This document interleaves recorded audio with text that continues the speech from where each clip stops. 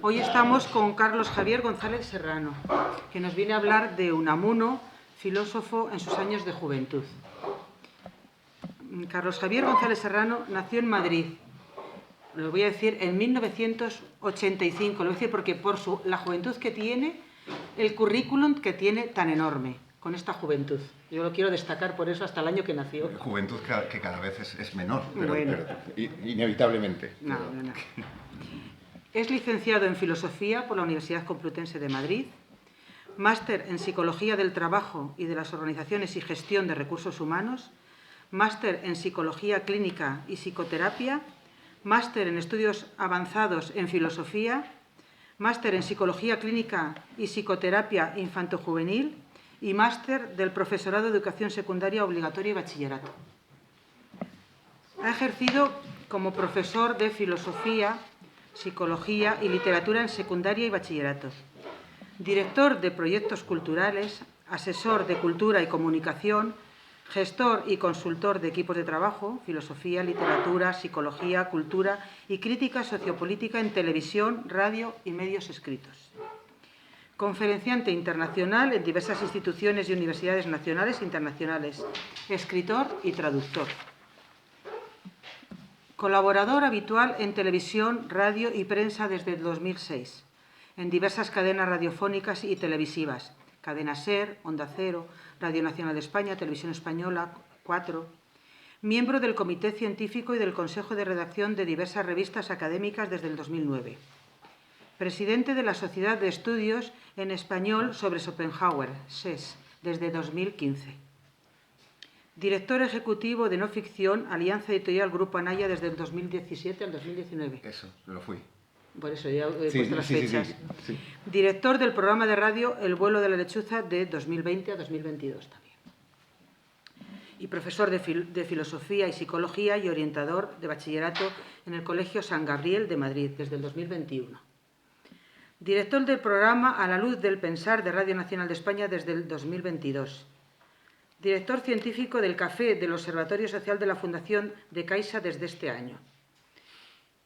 Como escritor, tiene entre sus publicaciones, entre las muchas, he cogido unas pocas nada más, Galería de los Invisibles 2012, coordinador y coautor, Arte y Música en Schopenhauer, El camino hacia la experiencia estética 2016, Parábolas y aforismos en 2018, Filosofía de la Redención 2020, editor y traductor en esta, Aforismos sobre la sabiduría de la vida, El jardín de Epicuro 2021, Filosofía de lo inconsciente 2022, La enfermedad del aburrimiento 2022, El mundo según Lea, Cuentos para pensar de este mismo año.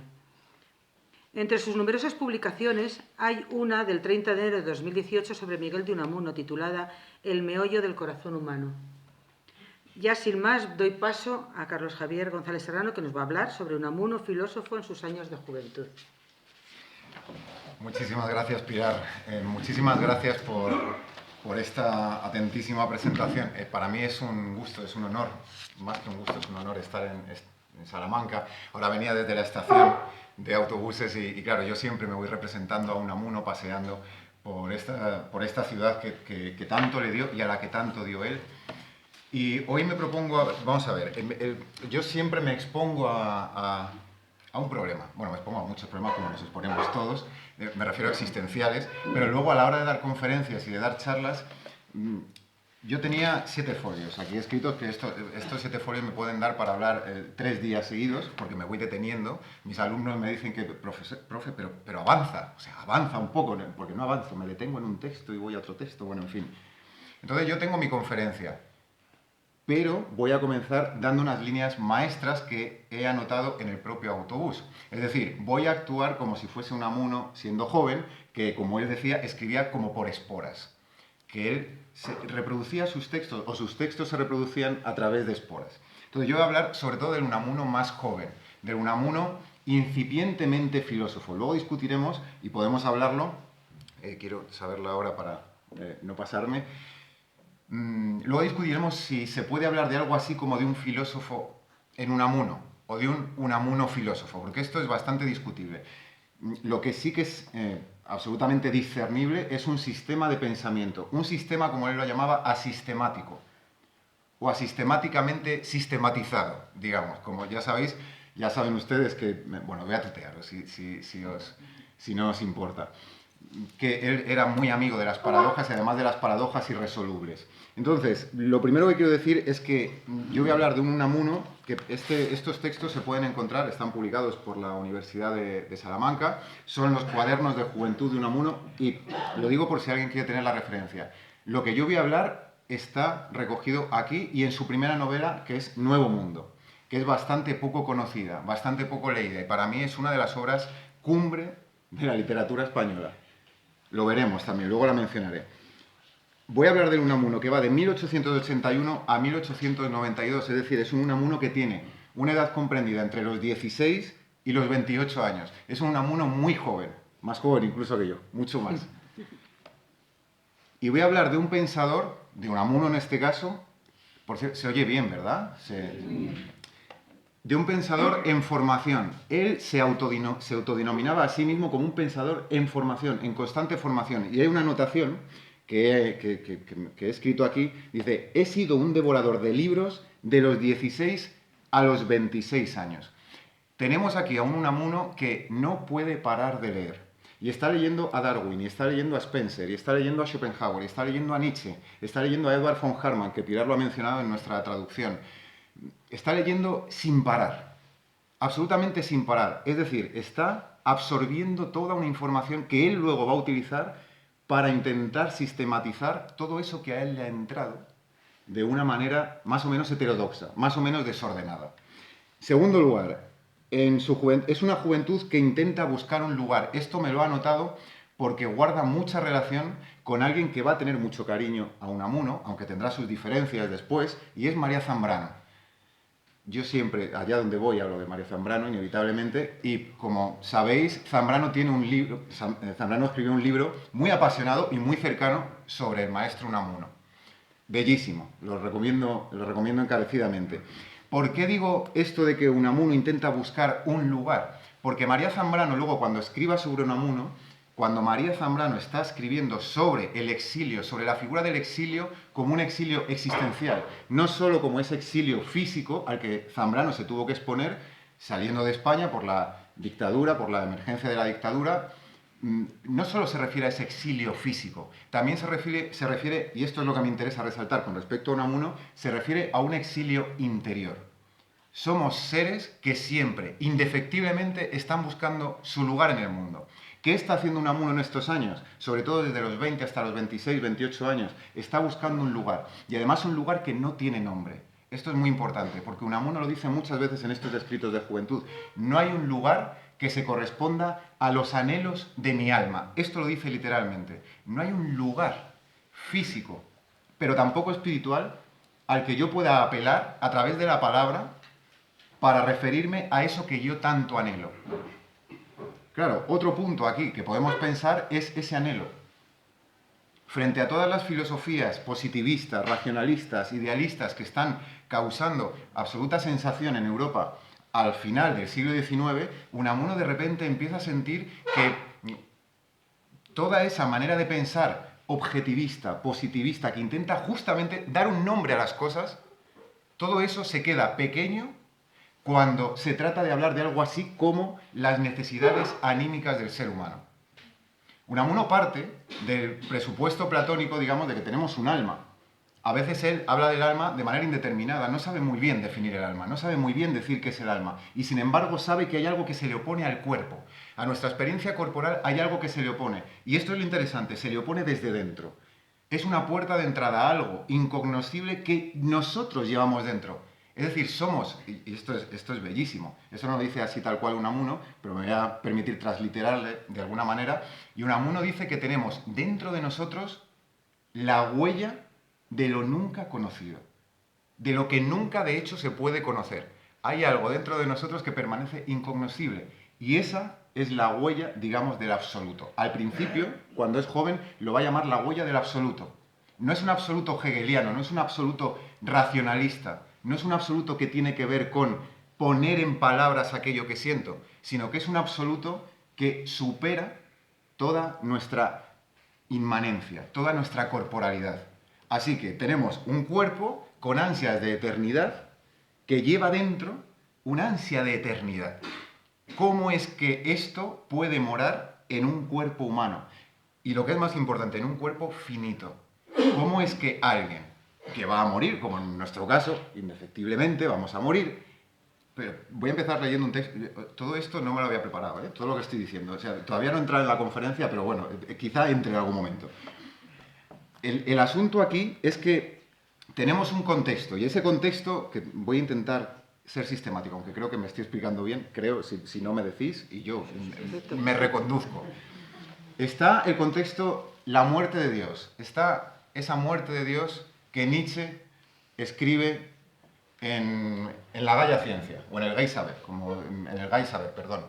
como se quiera, en ese fragmento en el que Nietzsche habla de la muerte de Dios. Y es una muerte metafísica. Entonces Unamuno se interesa por la metafísica no por cuanto podamos apelar a una trascendencia que no nos apela, sino que es una trascendencia, como decía, que nos habita. Es una trascendencia que va dentro de nosotros.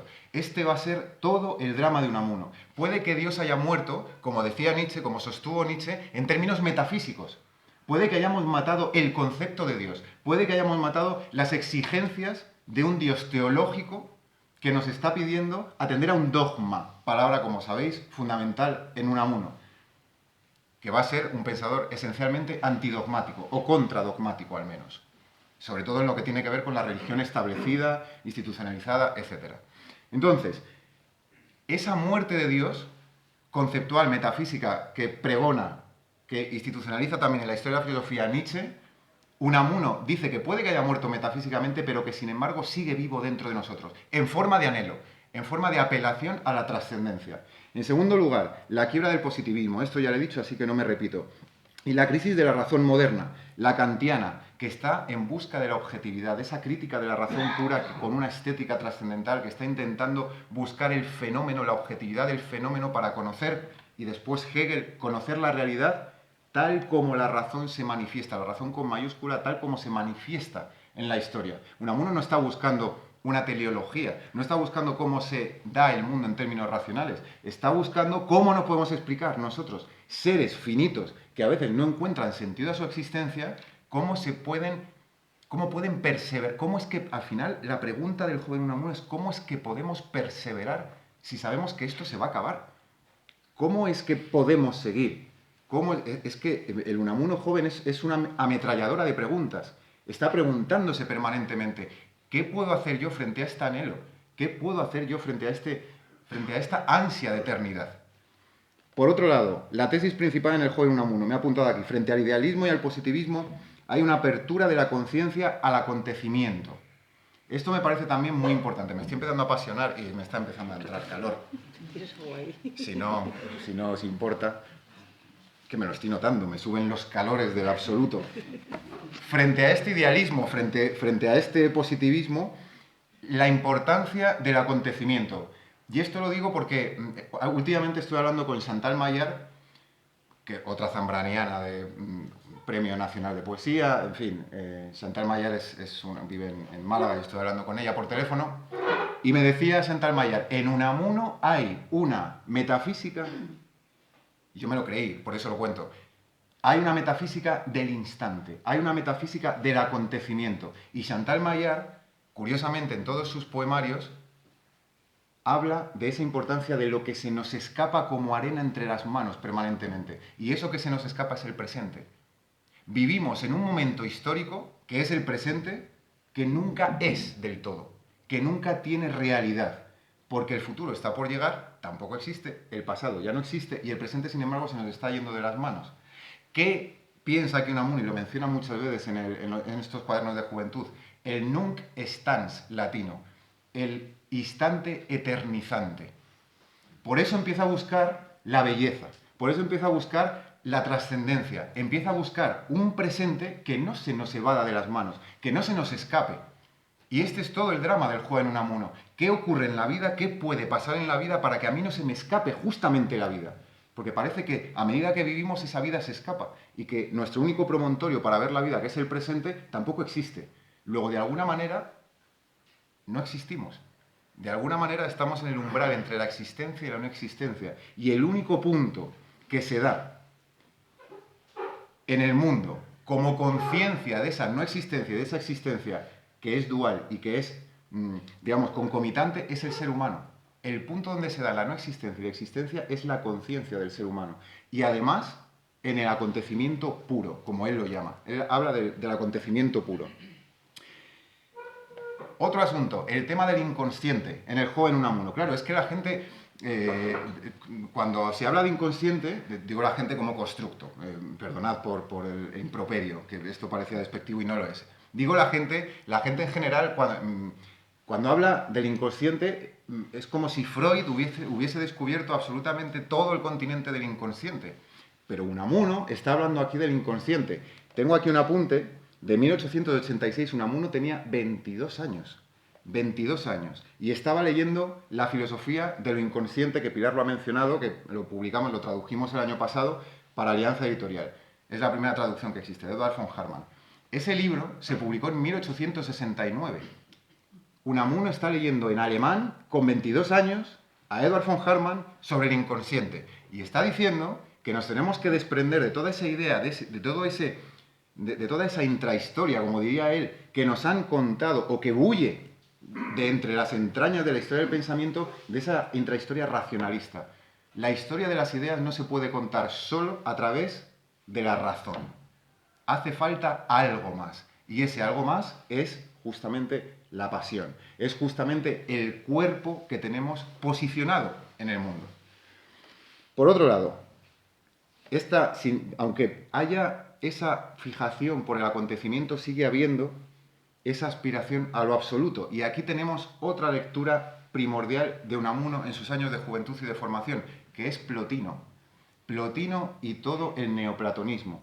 Cuando Plotino está hablando en las Enéadas de esa aspiración a lo uno, de esa aspiración a conquistar lo cerrado, lo reunido, lo que en definitiva se cierra, está pensando en Plotino.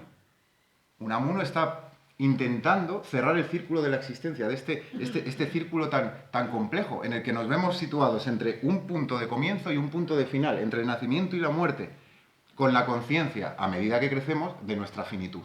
Aquí se juega todo el meollo unamuniano. Por eso el carácter genuino del acontecer, atreverse a habitar el presente como promontorio, he puesto aquí, que no se deja conceptualizar. Hay una necesidad de la acción. Y voy a leer vamos, es brevísima, que me ha recordado mucho a Fichte, y me lo he apuntado aquí, bueno, en la conferencia oficial que me hice, hablaba de Fichte. Aquí no renuncio a que vaya a empezar con esta conferencia, con la subconferencia. Dice Unamuno, con respecto al acontecimiento, a la importancia de agarrar esto que se nos escapa permanentemente, dice Unamuno, este apunte es de 1886, otra vez Unamuno con 22 años, dice, ¿qué es existir? Son palabras de Unamuno. Existir es obrar. Existir es tener realidad independiente de nuestras ideas. Con 22 años. Es decir, nos tenemos que posicionar en un Unamuno que está estudiando, un Unamuno estudiante que va y viene de Bilbao, Madrid, Bilbao, con todo lo que pasa de por medio, se enamora, no se enamora, los primeros fracasos anímicos, nada que ver con la crisis del 97 todavía, y hay un Unamuno aquí que nos está diciendo, fijaos en el acontecimiento, porque existir es obrar. Y al ser humano solo le cabe una posibilidad, obrar. Esto se lo digo mucho a mis estudiantes. Cuando me vienen, evidentemente cuando hay un trastorno de la conducta o un trastorno emocional, no les puedo venir y recitarles a Unamuno. No les puedo decir, obra, actúa.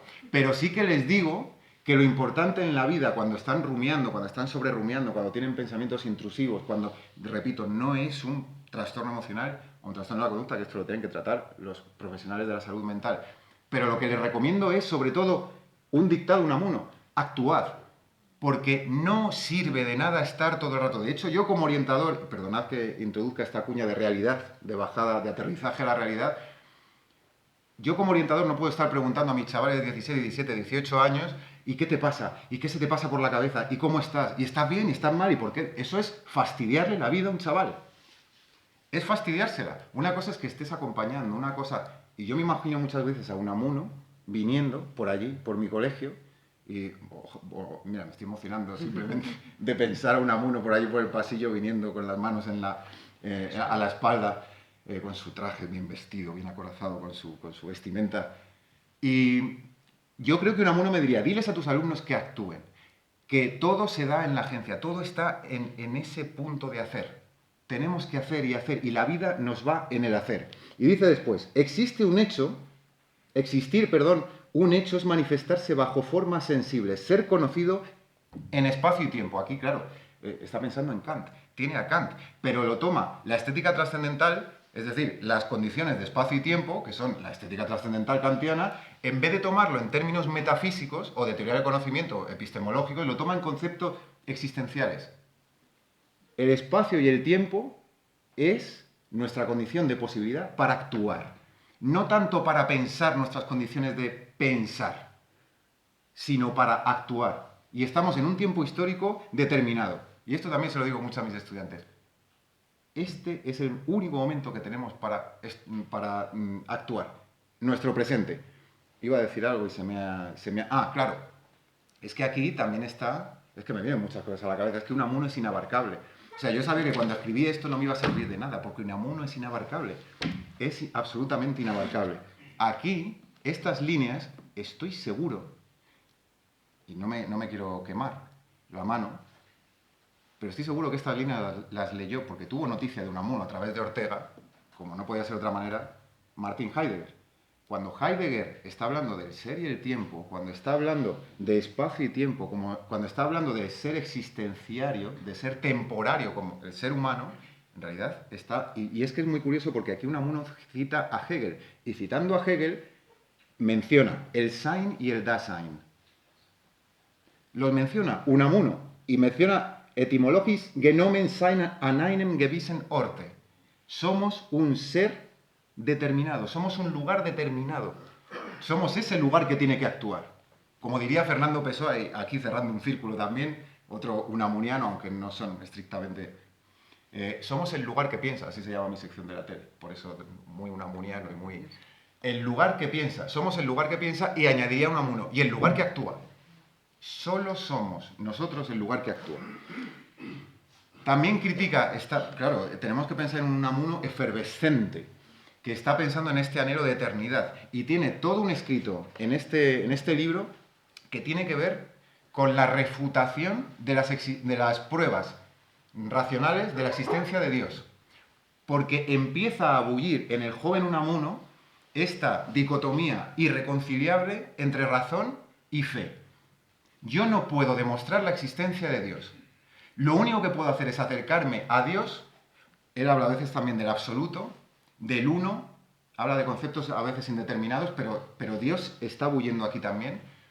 Habla de que lo único que nos puede acercar al conocimiento de Dios, dice el conocimiento, es la fe. Lo único. Y además lo trata como un salto al vacío.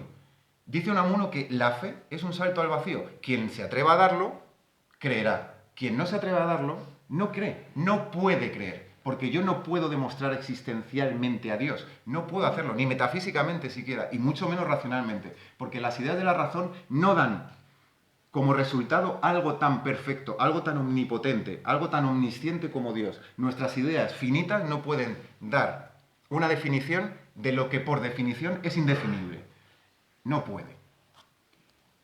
La fe como salto, como he dicho. Y aquí una diferencia, y ya voy a... Bueno, quiero leer un texto antes de empezar la conferencia. La diferencia con el Unamuno, porque claro, podríamos pensar aquí, o me podríais decir, pero Carlos, ¿cuál es la diferencia en realidad entre el Unamuno más maduro, que se suele establecer la diferencia, como todos sabemos, a partir de 1897, cuando tiene esa tremenda crisis de fe y de muchas otras cosas, pero ¿cuál es la diferencia fundamental entre el Unamuno más maduro y el Unamuno más joven? El post-1897, digamos. Y es que no hay un carácter agónico.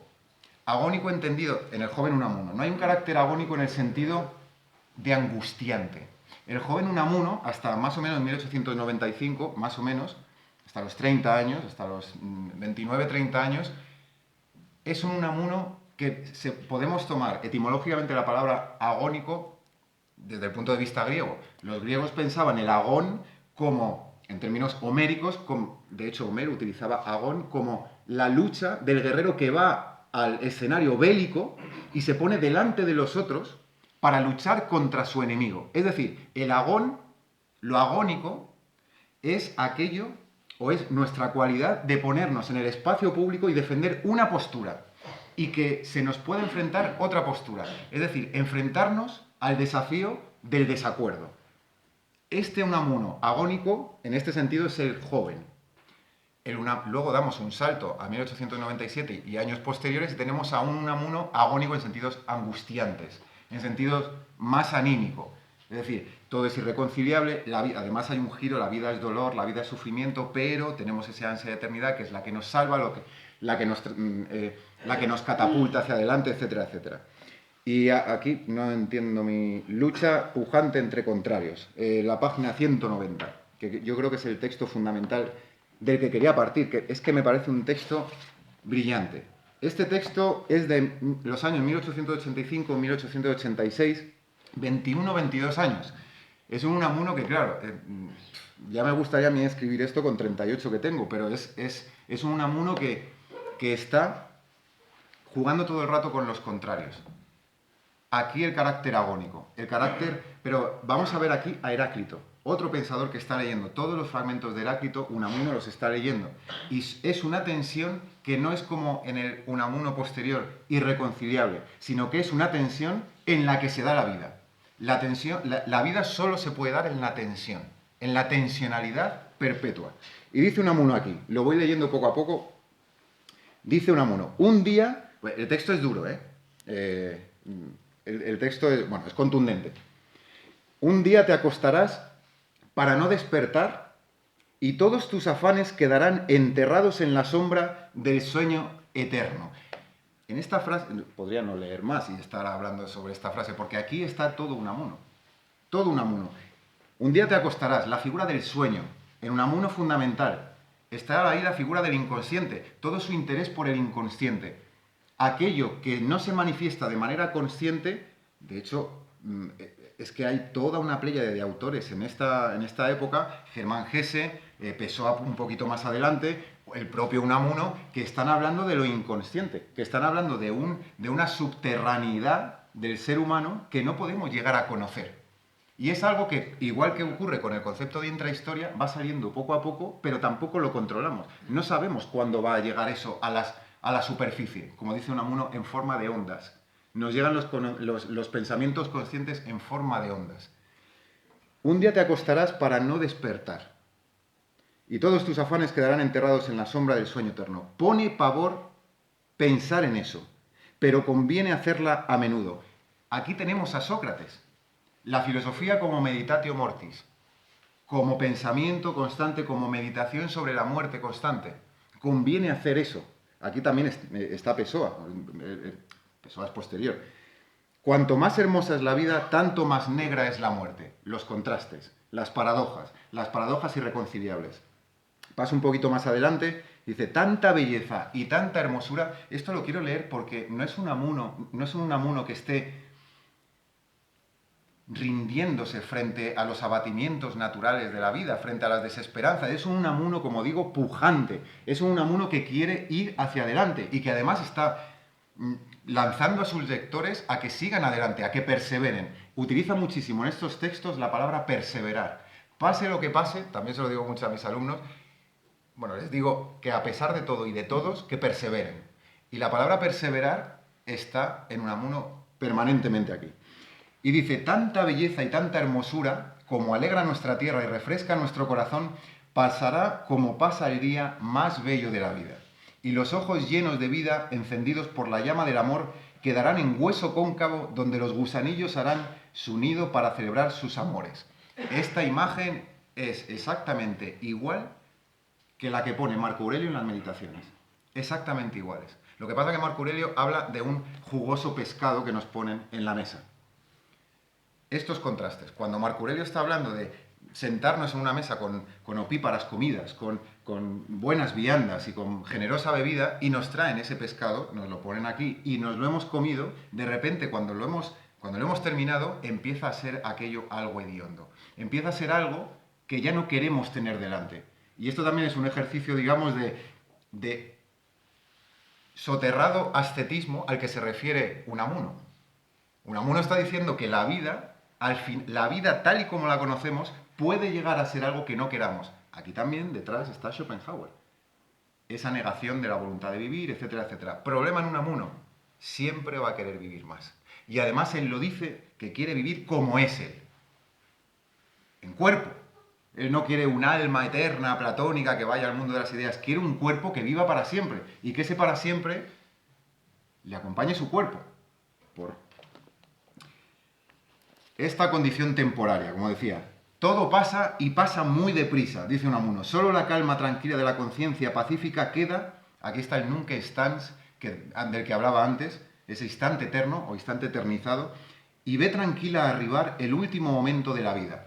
Y aquí quería llegar. Dice Unamuno, gozar después de todo esto, de la vida es contraste entre lo bueno, lo malo, la tristeza y la alegría, el ansia de felicidad. Dice Unamuno aquí, gozar de la vida es santo y bueno. ¿Qué importa que concluya? Da igual todo el aparataje conceptual, da igual las ideas, da igual todo lo que nos hayamos pensado nosotros sobre lo que es la vida. La vida, al final hay que vivirla. ¿Qué era existir? Decía Unamuno, acción. Hay que actuar, indefectiblemente. No podemos no actuar. Incluso cuando decidimos no actuar, estamos actuando. Y aquí Sartre, dando un salto hacia adelante. Ese salto hacia la libertad, ese abismo hacia la libertad. Perdonad por las referencias constantes. Mi cabeza ahora mismo es un hervidero de ideas. Más allá volveremos a vernos. Y aquí está el Unamuno de la trascendencia, de la trascendencia institucional,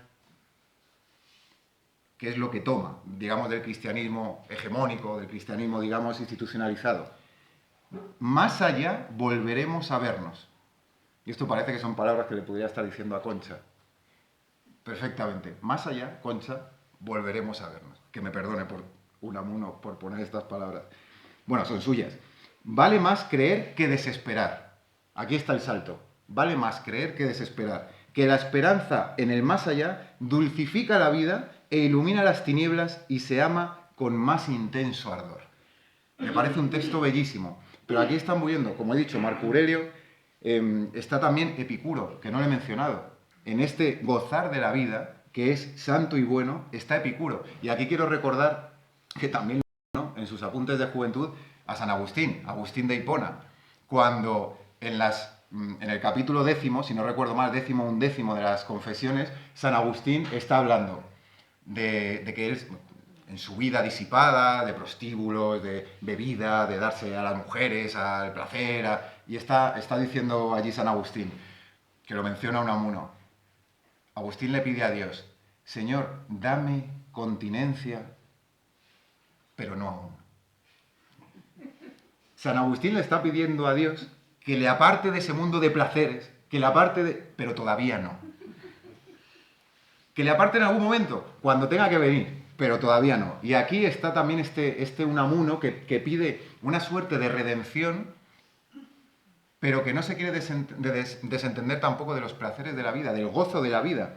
Y está Platón, evidentemente, que lo he puesto aquí. Está la división entre el cuerpo y el alma, esa dicotomía, pero que en Unamuno se hace al final uno. No es que cuerpo y alma sean cosas distintas, sino que en Unamuno se entremezclan. No hay un cuerpo sin un alma y viceversa. Voy a ir a la conferencia oficial. Me quedan 10 minutos para 10 folios. No me va a dar tiempo, pero voy a intentar decir algo que tenga sentido. 10 minutos para participación, ¿no? Bueno, un cuarto de hora. Vale. Es que, perdonad, pero es que me enrollo. Reducirla. Sí, no, para que nadie se aburra, por favor. Reducir otras preguntas. Voy a intentar leer, con la forma que tengo yo de leer, que no es leer, sino leo y comento. Pero voy a intentarlo. Pero es que Unamuno da para mucho, o sea, es que Unamuno a mí me apasiona mucho. Solemos tener a Unamuno como un personaje de raigambre filosófica, pero que en paralelo no es reconocido oficialmente como filósofo en términos estrictos.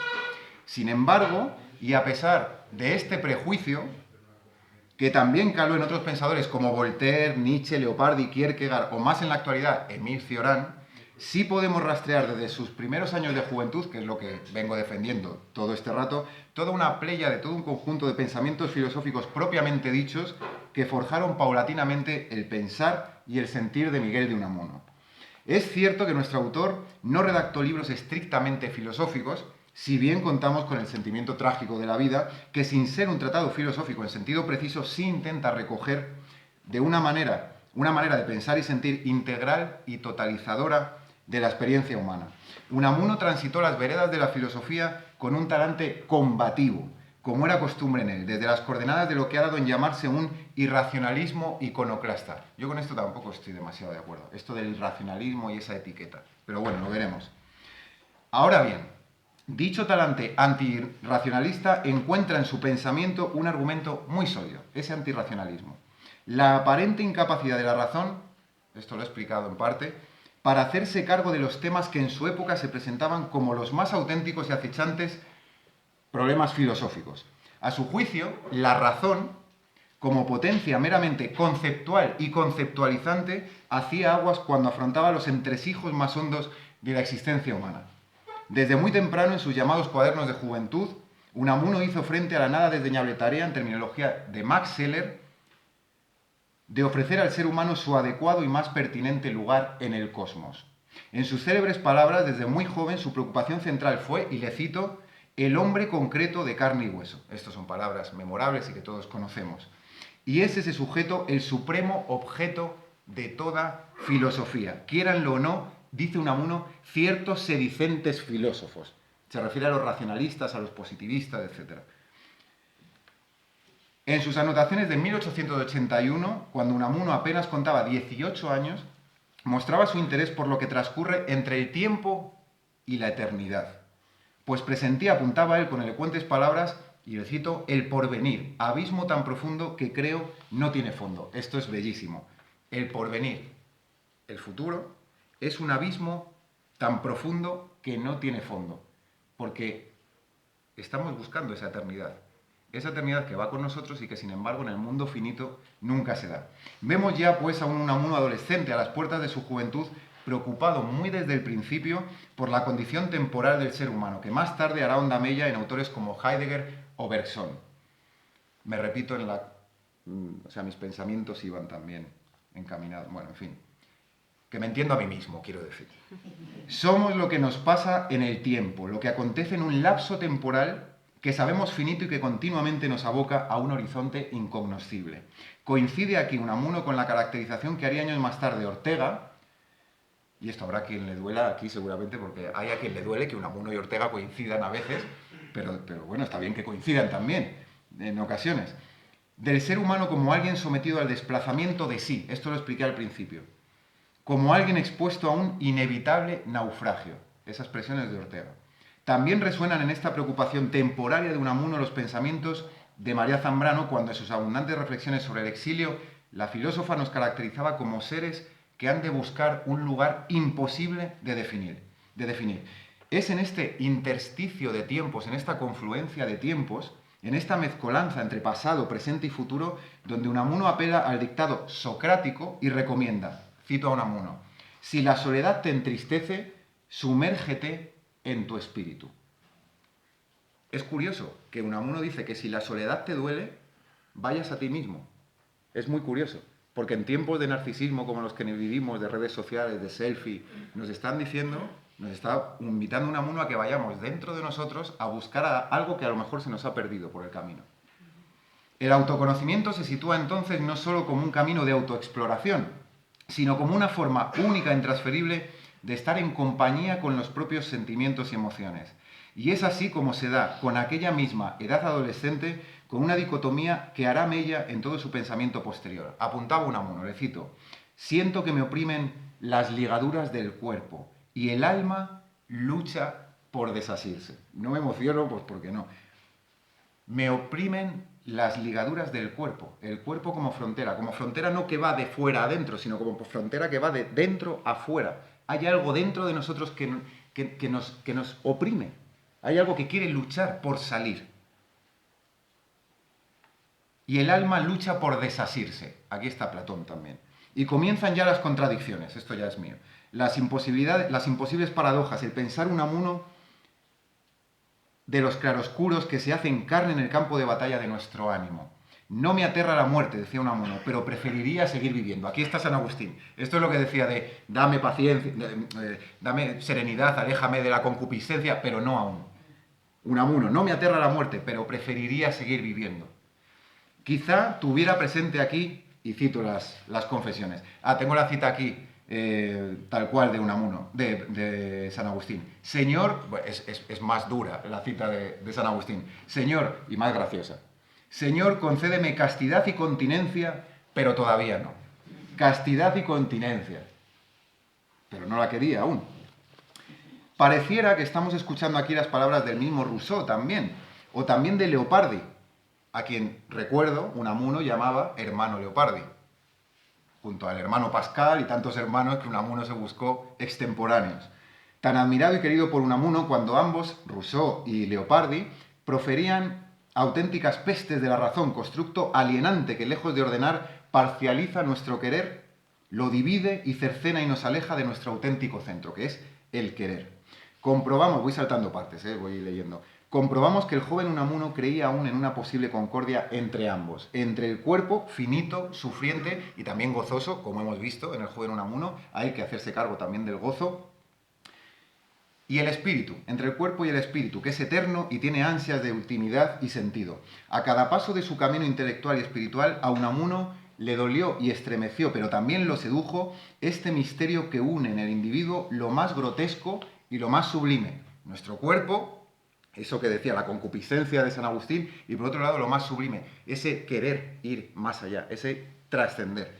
Se trata del misterio de la existencia del que todo cuanto vive se encuentra henchido. En su canto espiritual escribía Unamuno, cito a Unamuno: ¿por qué te escondes? Este texto es posterior. ¿Por qué te escondes? ¿Por qué encendiste en nuestro pecho el ansia de conocerte, el ansia de que existas para velarte así a nuestras miradas? Es un Unamuno que está apelando directamente a Dios, que le está diciendo ¿por qué te hiciste incognoscible?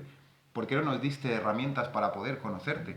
Si es que es lo único en realidad que merece la pena, es intentar conocer la trascendencia, y sin embargo no podemos conocerte. Es un Unamuno que está sufriendo, pero es un Unamuno que en su sufrimiento está gozando de esa presencia a la que está apelando. Las paradojas en Unamuno. Quiero verte, Señor, y morir luego. Aquí está Teresa de Jesús, o sea, quiero verte, ese vivo sin vivir en mí está aquí. Quiero verte, Señor, y morir luego. Morir del todo, pero verte, Señor, verte a la cara, saber que eres, saber que vives, que te vea, Señor, y morir luego. Estas palabras de Unamuno son para enmarcar con respecto a la definición de su pensamiento.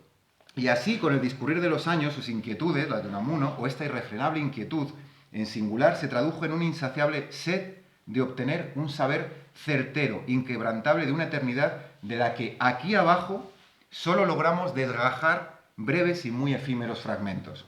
Es posible, sospechaba Unamuno, que nosotros mismos seamos esos mismos fragmentos de eternidad. Y aquí hay otro pensador que quisiera mencionar, que también he citado, traducido junto a Eduard von Hartmann, que es Philipp Mailänder.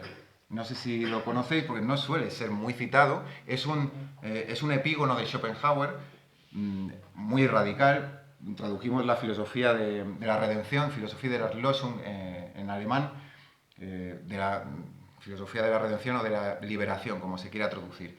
Y lo que defendía Mailänder era que lo único que podemos hacer en nuestra vida para liberarnos de ella es suicidarnos. Y invitaba al propio suicidio. Era dar un paso más que Schopenhauer. Schopenhauer invitaba a llegar al ascetismo, a negar nuestra voluntad de vivir para llegar a través de la inanición a la muerte, porque hemos negado nuestra voluntad de vivir. Mailänder lo que dice es, tenemos que ir un paso más allá. Primero, tenemos que ser castos, no tenemos que tener hijos porque la humanidad es una lacra, tal cual, esto lo sostenía así Mailänder, y además deberíamos suicidarnos, porque esto es... Y recomiendo, para tirar de este hilo, hoy leer a un autor muy actual que cita a Unamuno, por cierto, que se llama David Benatar. No recuerdo el título porque lo tengo en inglés, en mi cabeza. David Benatar, y cita a Unamuno. Un autor norteamericano, citando a Unamuno, pasando por Schopenhauer y Mailänder. Unamuno está en toda la historia del pensamiento. Durante aquellos años primerizos, voy terminando, lo prometo, que no quiero que se haga largo. Durante aquellos años primerizos de encuentro con el misterio de la existencia, Unamuno, aunque emplazaba la razón a un lugar subsidiario, no renunciaba al intento de conceptualizar los problemas que enfrentaba. Quiero ir al final, porque tengo 2 minutos. Bueno, por lo menos se ve que la había preparado, que ya es suficiente. 3 párrafos y termino, lo prometo. Que no sé hasta qué punto la gente tiene ganas de cerveza, vino, viernes y, en fin, que es normal, y en una ciudad universitaria. Nuestra tragedia, nuestra bella e irrecusable tragedia, es que jamás alcanzamos la unidad hasta la muerte. Esto lo decía Unamuno. Estoy citando a Unamuno joven. Paradójicamente, la vida es el transcurso hacia una imposible unidad, que de darse solo se da en el final, en el cierre del telón.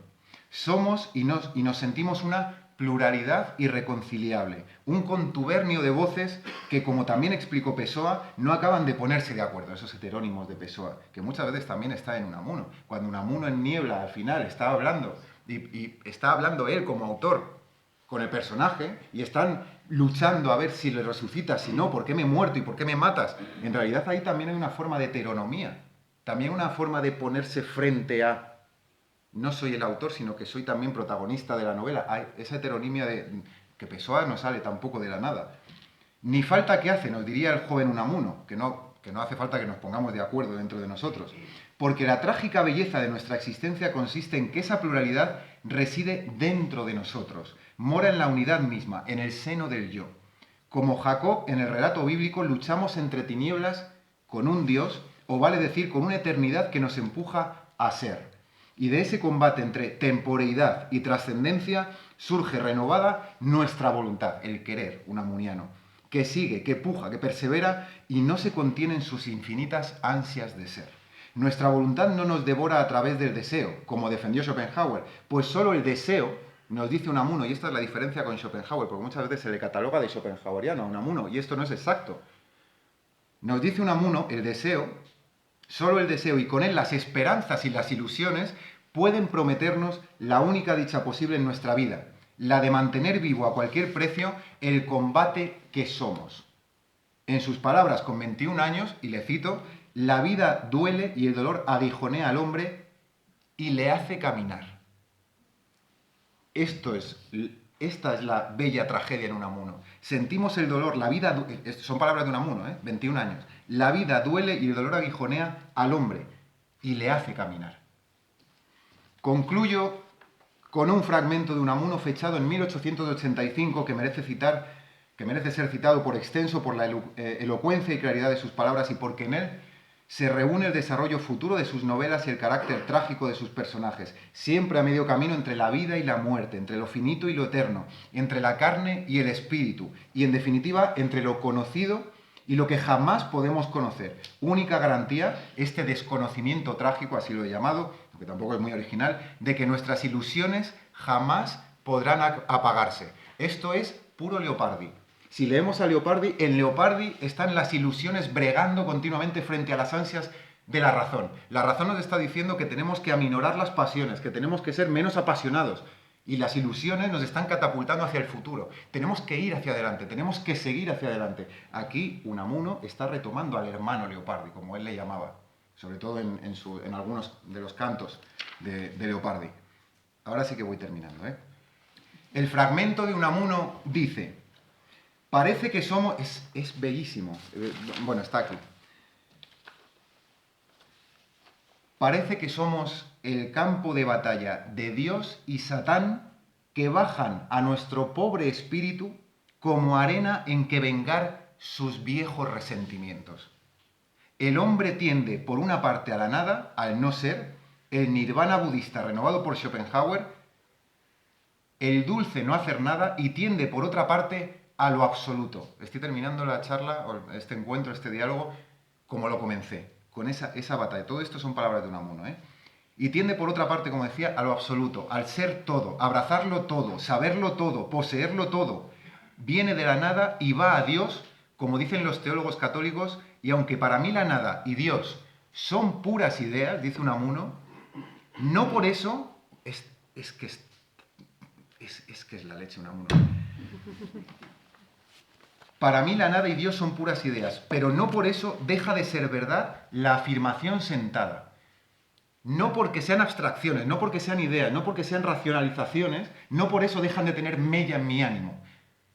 Yo me siento como un combate, está diciendo aquí Unamuno. Y por mucho que sean ideas, yo lo siento como un combate. Lo que pasa es que es un Unamuno joven, es un Unamuno que quiere vivir, quiere perseverar a toda costa. Y termina Unamuno.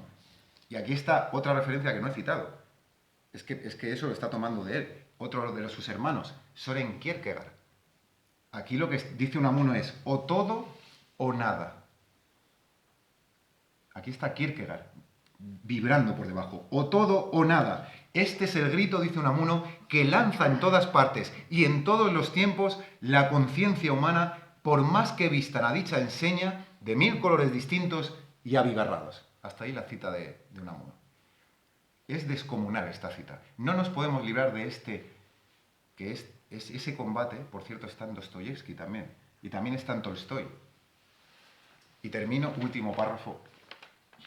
Podríamos decir que Unamuno, en el fondo, intentaba hallar en estos primeros años, pero también a lo largo de su vida, un baluarte en medio de la incertidumbre y la zozobra constitutivas de la vida. Pero para que haya ilusiones y esperanzas, por muy desesperadas que resulten, se necesita no cerrar nunca la puerta de la posibilidad. Porque todo nos lo jugamos en el acaso, en el quizá. Y porque, como escribió T.S. Eliot en sus 4 cuartetos, T.S. Eliot también menciona a Unamuno. Es que no sabemos a quién tenemos todavía. O sea, es que es una barbaridad Unamuno. Y como dice T.S. Eliot en sus 4 cuartetos, la vida humana se da en el intento. Como los gatos en su gusto por los umbrales.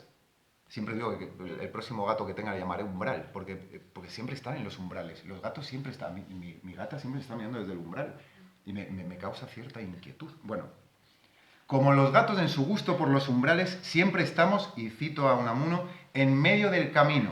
Y a cada instante, y ahora cito a T.S. Eliot citando a Unamuno, y a cada instante tenemos que vivir en la lucha por recobrar lo perdido. Pues, repito, para nosotros solo existe el intento. Y hasta aquí quería decir yo, más o menos. No sé si sí.